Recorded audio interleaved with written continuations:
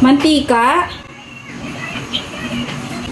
Hi guys, this is Ate Sel. For today's video ay magluluto tayo ng binagoong talong.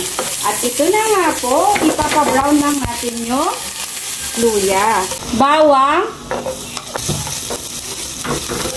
sibuyas,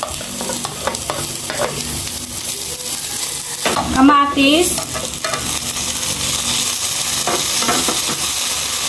bagoong alamang.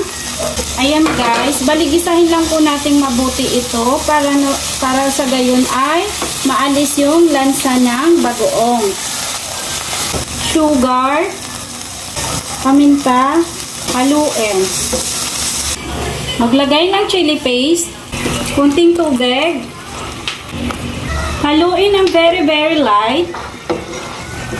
Ibalik ang mga talong, tokwa, at konting meatloaf. Yan, tira-tira yan. Ilagay na lang natin kasi sayang. Haluin hanggang ma-coat sila lahat. Ayan, haluin ng bongga. Dagdag ng paminta powder. Lagay yung siling haba. Ito na po guys, luto na po ang ating binagoongang talong with tokwa. Yan lang po guys. Thank you for watching and please don't forget to subscribe my YouTube channel Cooking by Ate Sel. Ingat!